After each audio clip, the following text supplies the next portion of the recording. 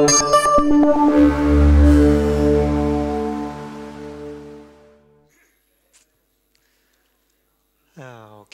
a warm welcome everybody to this National Horizon 2020 Information Day on ICT. My name is Johan Lindberg, I work at VINNOVA and I'm here together with my colleagues Bogomil Hausman, Andrei Litvin and Jonas Bjarne. And we will try to explain the EU framework program and the ICT program to you. But first I would like to give the floor to Hans Hensel from Swedish-ICT, whom we are co-organizing this event with, so that he can present a bit about Swedish-ICT and how you work with these European framework programs. And also a warm welcome to everybody who is listening on the internet. So we are webcasting this event today. And for those of you who are here, when we have questions and answers in the end of each presentation, please wait until you get the microphone before you pose your questions so that the people online listening can follow the discussions. But once again, a warm welcome and a special warm welcome to Hans Hensel, CEO of Swedish-ICT. So. Thank you. I will first give a short background to Swedish-ICT and then give a short introduction to our experiences from different EU projects. And then maybe we could have a discussion late at the end what Horizon 2020 will actually mean. But I think those questions will come up late after your presentations. First, Swedish-ICT is one of the 4 RISE institutes. The Swedish Innovation System, Research and Innovation System consists of the universities and the RISE institutes. It's SP, that is General Technology, Swedish-ICT, totally focused on information and communication technology. Swerea, coming from the manufacturing industry, steel industry and mining. And Inventia, covering the forest industry. Swedish-ICT have today 5 daughter companies or institutes. Acreo, that traditionally cover the hardware and nanotechnologies. 6, that is the software and computer areas. Interactive Institute, that look upon the information system from the user's point of view. How should we design the systems so that they work together with us as humans and people. Victoria Institute's totally focused on sustainable communication and transportation. And then since the December, we also have Swedish-ICT Innovation. As a result of all the activities within Swedish-ICT, there's always ideas that our partners in industry don't take up and bring to commercialization. And then we have a habit of putting them out into new spin-off companies. So we have about 40 companies that had a turnover of 1.8 billion Swedish kroners 2012. We don't have the figures for 2013 yet. So we will move all these companies into Swedish-ICT Innovation. So hopefully they will be partners here and they will be sitting around at information desks like this in the future.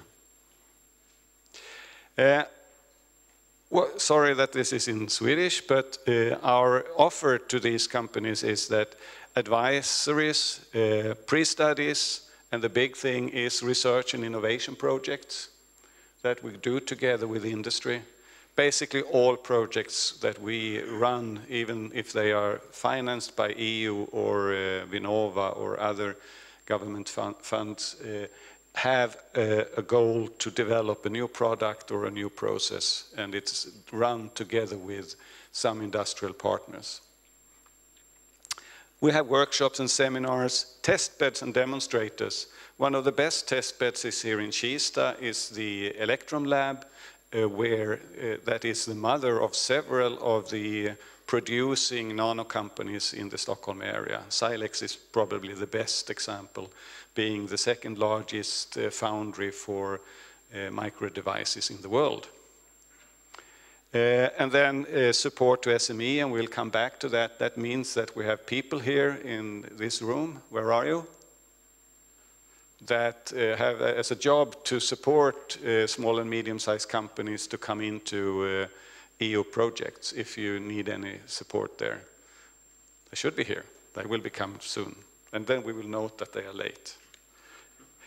So everything concerning ICT concerns where are we going? Or you could rephrase this to say, where is digitalization, what is digitalization doing to us? Because I'm not sure that I, as a person, actually can control this or influence it. But it's very important that we actually worked on this in a very positive way so that we can take the best advantages out of it that we can see. Our way to do this is Swedish-ICT is that we have the expert competencies in the 4 institutes, Acreo, 6, and Interactive. And then we have formed a number of business and innovation areas that is not based on expert knowledge, it's based on knowledge about the different markets.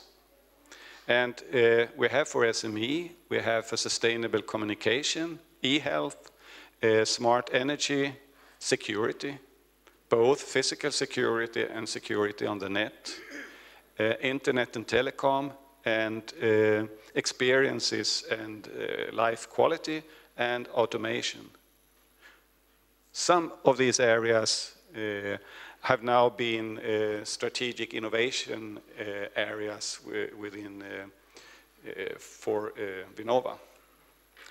Some of our customers, I usually say that some of these customers we didn't even think of 5 years ago. Ericsson is obvious that we had, ABB, Volvo, but IKEA and H&M, Stockholm City, and Hjärt-Lungföreningen.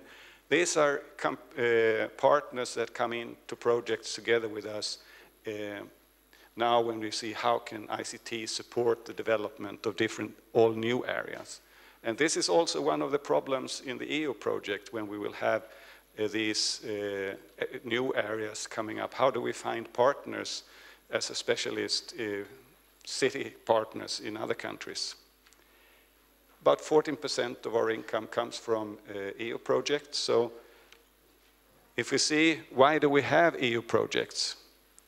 EU finance the direct cost plus 25% to cover indirect costs. That means that participation in EU projects covers 75% of the cost. If you want to live on it, it's not a good business. If you do things that you already plan to do, it's 75% coverage of the development costs. So that the message with that is that you should really try to see that you do things that you plan to do anyway. And EU is a way to cover some of the cost, to give you a good network of partners within the EU, and to give you a possibility to test your products and services in this network. Another experience is that, well, as I said, the financing doesn't give full coverage. But, and you should also think of one thing when you go into a project, that in the beginning you get some advanced payment, but at the end it could take some time before the final payments are done. That means that you have to be careful with the liquidity, especially if you're a small and medium-sized company. You could think that it's a lot of bureaucracy. It's much more bureaucracy than compared to if you used to work with VINNOVA projects. And you should also see that it could take some time to agree on the consortium agreements.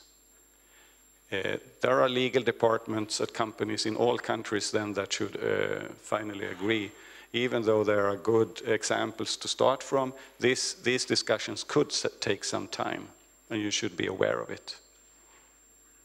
And we try to avoid to coordinate projects. It's much better from our point of view to participate and get the network. The coordination, it doesn't give that much extra. And I think that's the case also for all companies, especially the small and medium-sized companies. Then, if you need some support, Swedish-ICT and the RISE Institutes, we have a special effort on that, and I think the guys came now. Please stand up. So if you send in a question to Håkan on this address, they could give you support on how to write an application and maybe help you to find a network where your project could fit. That's what I plan to say. Thank you very much. So any questions?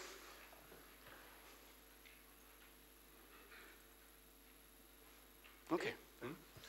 Then I'll continue, and you can of course ask questions in the coffee break and after the event as well. Once again, now we heard a little bit from Swedish-ICT, our partner in this event, and their experience from participating in EU research projects. And now me and my colleagues will try to explain how this Horizon 2020 works, and then how the ICT program is set up. But I will start with a short introduction of VINNOVA and the Swedish system for Horizon 2020. So Hans has already mentioned one way to get support if you're an SME. I will mention a few other ways to get help when you're looking for EU projects and setting them up. And then my colleague Bogomil Hausman, who is expert in the ICT program committee, will explain a little bit about Horizon 2020 and the ICT program. And then Andrei Litvin will continue.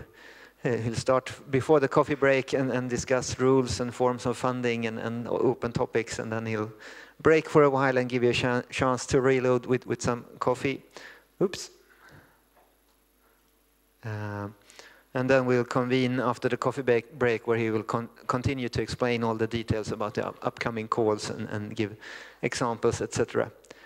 And in the end, last part, my colleague Jonas Bjarne will explain a little bit about other possibilities in the Swedish R&D landscapes. So if you're not triggered by Horizon 2020, what else is happening in the future within the ICT area here in Sweden? And we intend to finish by 3:30.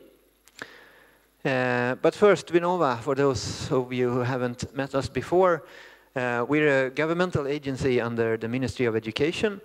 And we're a national funding agency, so we have a little bit more than 2 billion Swedish kronor that we spend annually on research and innovation in Sweden. So that's another source of funding for your project if you don't want to go to the European Union. But we also work as a national contact point for EU's framework programs, so we help Swedes interested in the EU research programs. And we are about 200 people working at VINNOVA, most of them here in Stockholm, but we have 3 people on site in Brussels for the closeness and the cooperation with the European Commission.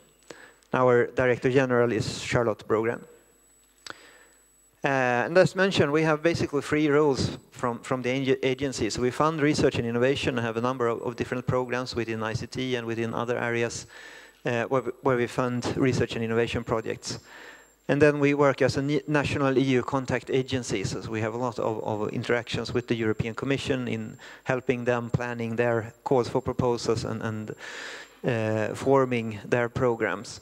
And then we're also an expert agency towards the ministry and the government in Sweden, trying to explain what works and what doesn't work in Sweden when it comes to the research and innovation landscape. And just a quick glance to get a grip when we say that we spend about 2 billion Swedish kronor annually, how do we spend it, where does it end up? So the more red you get on the map, the more VINNOVA money you have in the region.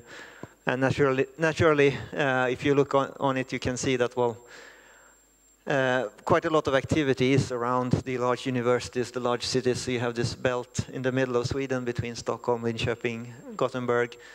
You have a bit of focus in Malmö, Lund, and you also have a bit of focus up in the north, Umeå, Luleå. But there's yellow all over, so we fund projects basically all over the country.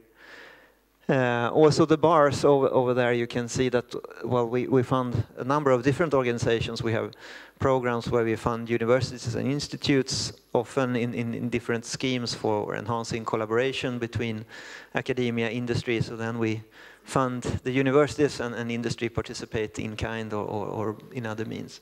But we also have programs directly financing small and medium-sized enterprises or companies. And also we give a little bit to other public agencies and work with public innovation and these kind of schemes. But this is just to give you a very rough picture of what VINNOVA does and how we spend our money. But the main purpose of today is to talk about the European programs. And there we have this role of an EU contact agency in Sweden. Within the system, the European Commission expects the member states to fulfill two different formal roles towards this funding program. So it's the program committee and the national contact points, the NCPs. And I already mentioned that my colleague that is to speak after me is an expert in the program committee. And the work we perform in these two functions is basically on a timeline here. So the program committee is the body that discusses the work program, the call for proposals that the European Commission are publishing and running. So that's the body where the European Commission can discuss with the member states what to do with the budget of these programs, how to do it, where should we spend it, in what forms, what kind of projects, in what kind of areas. So in a simplified manner, that's the group who really sits down and discuss, should we have more for microelectronics, less for embedded systems, more in IT services, etc., but on a much more complicated scale. Once they reach an agreement, the European Commission publishes a work program, and that's where you as researchers can read and try to apply projects. And that's where the national contact points comes in. So we're basically an advisory function helping you, stimulating the Swedish participation in this program. So the national contact points are there to help you forming your proposals and making successful applications. Once you hand your project proposal into the European Commission, the role goes over to the program committee again. So they are the ones monitoring the evaluation procedures. They are not directly involved in evaluating your proposals, but they monitor the evaluation process that the European Commission is running. And this is a peer review process that the European Commission sets up with external evaluators. But the program committee has a monitoring function, are the ones that can complain if you think there has been unfair treatment from the European Commission when you are rejected with your proposal. And as we already mentioned, my colleague is an expert, and in Sweden, basically for all the different areas, there will be a ministry in charge, and then will be a number of agencies assisting that ministry. And for ICT, it's the Ministry of Enterprise, Energy and Communications, and Hanna Bergdahl is the member of the program committee. She then has experts from VINNOVA and the Research Council, so Bogomil Hausman is an expert from VINNOVA, and Andreas Augustsson from the Research Council assists Bogomil. And then this structure has very recently been set up, so we haven't really created a reference group, but we are kind of starting that up right now and trying to see how we will connect with the Swedish research community. And on the national contact point side, it's me and my colleague Andrei Litvin, and then also Andreas Augustsson from the Research Council is active in this area. And what do we do with the national contact points? How do we try to help you? Well, we work a lot with getting information out to the Swedish research constituencies. We have this kind of information days or thematic workshops, often come out as guest lectures on different events that are arranged all over the country. We then also have one-to-one meetings. You can contact us and say, I'm preparing a proposal, I have an idea, can we discuss if it fits? What should I think about when I set up my proposal? And we also have a legal and financial advice at VINNOVA, so you can contact one of our legal advisors and discuss what are the rights and obligations in a project. And Andrei will also explain a lot more about this in his presentations. We also set up, we haven't started it yet, but we're planning it, so setting up different kind of training courses in how to write a proposal or how to administer an EU project. And then we also have the responsibility towards the government to analyze and report how good or bad is Sweden participating in these programs and what are the strengths and the weaknesses of the Swedish system.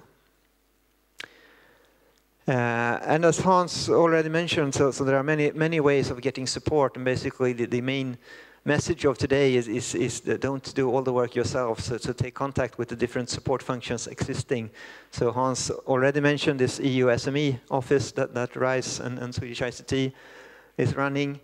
I now mentioned the national contact points, that we have a national level responsibility, but on regional level you also have something called the Enterprise Europe Network that is run by the Swedish Regional Growth Agency, and they have regional offices in 15 different parts of the country where they can also assist you and help you with the framework program. And in many cases you will either be from a university or engage a university in these kind of collaborations, and there very often you have a lot of help from the different grants offices or external research relations offices that the universities have themselves. So there are many different points where you can get further help in understanding how to best put up your proposal. And with that, in order to hand over to Bogomil, just very briefly we'll say that we're now entering this new program. It will run for the coming 7 years, and the first calls for proposals are out the door. Looking from history point of view, the European programs has been very important for Sweden. So though FP7, the previous framework program, is the second largest funding agency in Sweden, so to speak. So only the Research Council spends more money. But we have a bit more than 2 billion annually coming in from FP7 today. So VINNOVA is actually the third biggest funding agency in Sweden, being circumvented by the European Commission, and then the others follow down there. And also one can easily see that, well, the framework program basically follows the VINNOVA profile. So you have this belt in the middle of Sweden and then a little bit in the south and the north. So it's, of course, a lot of money around the large universities, science parks, etc. But then it also spreads out all over the country. And Sweden is very good at participating so far. We have a high success rate, so the 23% success rate is above the average. And when you rank the different countries, we come 9th in share of the budget. And of course, I mean, the big countries like Germany, France, UK take a lot more money than we do, but we're a small country, so being 9 in the league is a very successful position. And we hope this will continue throughout this upcoming program. And just to set the scene for Bogomil, so the new program is divided into 3 different pillars, and of course ICT can show up basically in all 3 of them. But you are one focusing on the excellent science, so building the science base of Europe. One focusing on the industrial leadership, so how to boost competitiveness and boost the industry in Europe. And then you have the third one, the societal challenges, so how research should help and solve the big challenges that society is facing. But with that, I will hand over to Bogomil, and he will try to explain you further